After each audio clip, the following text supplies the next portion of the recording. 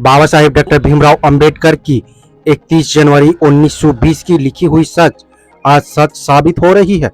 आपके मन में एक सवाल उठ रहा होगा कि बाबा साहेब ने ऐसा कौन सा सच लिखे थे जो आज सच हो रही है। 100 साल पहले बाबा साहेब ने कौन सा ऐसे सच बोले थे, इस वीडियो में हम जानते हैं। पूरी वीडियो देखने के बाद ही आपको समझ में आएगा। तो दोस्तों, वीडियो को पूरा देखें। तो चलें वीडियो में आगे बढ़ते हैं। के अम्बेडकराइट यूट्यूब चैनल में आप सभी का स्वागत है। जय भीम। संत तुकाराम जी की एक कथन है, क्या करूं अब करके मुरव्वत अकारण ए हमोह बजाता रहा। नहीं इस दुनिया में कोई गूंगे में जान, सार्थक शर्मा कर नहीं भलाई। हमारे बहिष्कृत लोगों पर जो अन्याय हो रहा है और आगे होने वाली है, ज्यादतियों से राहत दिलाने के लिए तथा उनका भविष्य में होने वाले विकास के असली स्वरूप की चर्चा के लिए अखबारों जैसी कोई जमीन नहीं है। लेकिन मुंबई इलाके से प्रकाशित होने वाले अखबारों की ओर देखने से पता चलता है कि उनमें से अधिकांश अखबार विशेष जाति के हित संबंधों की रखवाली करने वाली है। उन्हें अन्य जाति के हितों की कोई परवाह नहीं होती। इतना ही नहीं, कभी कभी उनमें हमारे खिलाफ भी बातें छापी जाती है। ऐसे अखबारों को हम इतना ही संकेत देना चाहते हैं कि यदि किसी एक जाति का विकास नहीं हुआ तो उसके पतन का दाग अन्य जातियों तक भी पहुंच सकता है। इसमें कोई संदेह नहीं है। समाज एक नाव है। जिस तरह नाव में यात्रा करने वाली किसी यात्री ने जानबूझकर दूसरे का नुकसान करने के उद्देश्य से या उनमें खलबली कैसे मचती है, ये देखने के लिए अपने विनाशकारी स्वभाव से यदि दूसरे के कमरे में छेद किया तो संपूर्ण नाव के साथ उसे भी पहले या बाद में गहरे जल की गहराई में डूबना पड़ेगा। उसी प्रकार एक जाति का नुकसान करने से प्रत्यक्ष हो या परोक्ष रूप में नुकसान करने वाली जाति का भी नुकसान होगा, इसमें बिल्कुल संदेह नहीं है। इसलिए अपनी भलाई चाहने वाले समाचार पत्रों को दूसरे का नुकसान करके अपनी भलाई करने की मूर्खतापूर्ण अक्ल नहीं सीखनी चाहिए। ये बुद्धिवाद जिन्हें कबूल है, ऐसे भी समाचार पत्र प्रकाशित हो रहे हैं। यह बड़ी खुशी की बात है। दिन मित्र, जागरूक, डेक्कन रैयत, विजय मराठा, ज्ञान प्रकाश, इंदु प्रकाश और सुबोध पत्रिका आदि समाचार पत्रों में बहिष्कृत समाज के सवालों की चर्चा बार बार होती है। लेकिन ब्राह्मण उत्तर जैसी दिखाओ संज्ञा में आने वाली कई जातियों के सवालों की भी उनमें चर्चा होती है। उसमें बहिष्कृतों के सवालों का हर तरह से ओहा-पोहा होने के लिए पर्याप्त जगह मिलना संभव नहीं है। यह भी एक नग्न सत्य है। उनकी दयनीय स्थिति से संबंधित सवालों की चर्चा के लिए एक स्वतंत्र अखबार चाहिए। इस बात को कोई भी स्वीकार करेगा।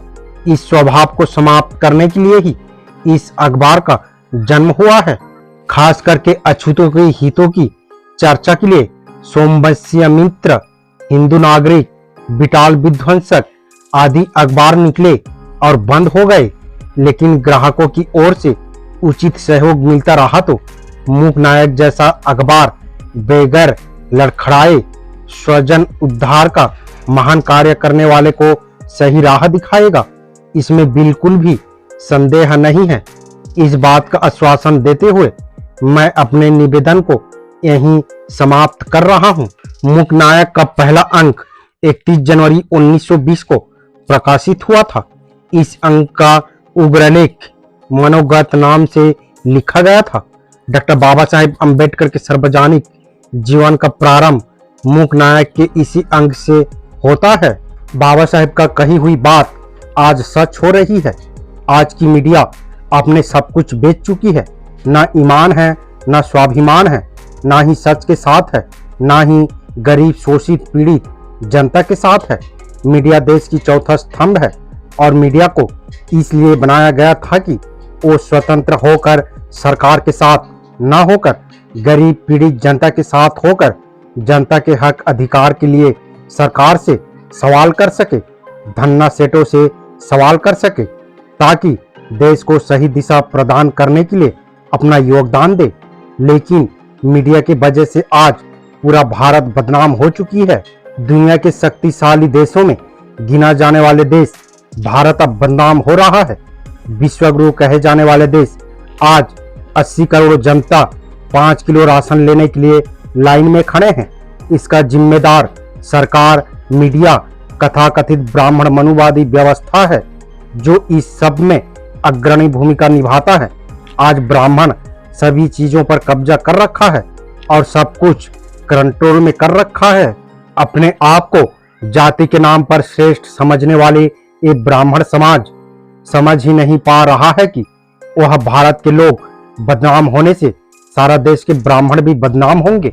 जैसे भारत पहले गुलाम बना तो भारत के सिर्फ गरीब, पीड़ित, दुखिया, SC ST OBC गुलाम नहीं बना, बल्कि भारत के सारे लोग गुलाम बने। सभी के ऊपर अन्याय अत्याचार किया गया, सभी लोगों को पीटा गया। इसलिए बाबा साहेब डॉक्टर भीमराव अंबेडकर ने 100 साल पहले ही कह चुके थे, नाव एक समाज है। जब एक नाव डूबे तो नाव में सवार सारे समाज डूबेगा और समाज डूबा तो पूरे भारत के लोग डूबेगा और भारत में कुछ जाति डूबे तो भारत की सारी जाति डूबेगा। इसलिए देश को सही दिशा में ले जाने के लिए, उन्नति के ओर ले जाने के लिए मीडिया का सबसे महत्वपूर्ण भूमिका होती है। उम्मीद करता हूँ वीडियो को समझ गए होंगे। अगर समझ गए हैं तो अपने परिवारजनों को, दोस्तों को, मूल निवासी, SC ST OBC Bahujan Samaj को शेयर जरूर करें ताकि उन्हें भी पता चल सके, जानकारी हो सके।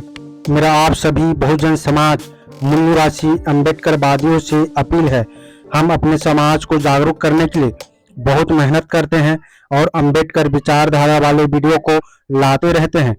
आपकी एक सब्सक्राइब हमारे हौसले को बुलंद कर हमें दोगुनी हौसला प्रदान करता है, मजबूत करता है। इसलिए आप सभी से गुजारिश है कि हमारे चैनल को सब्सक्राइब करके हमें सपोर्ट जरूर करें ताकि हम अगले नए वीडियो डालें तो आप तक नोटिफिकेशन जा सके और कुछ महत्वपूर्ण जानकारी मिल सके। धन्यवाद। जय भीम, जय संविधान, जय मूल निवासी।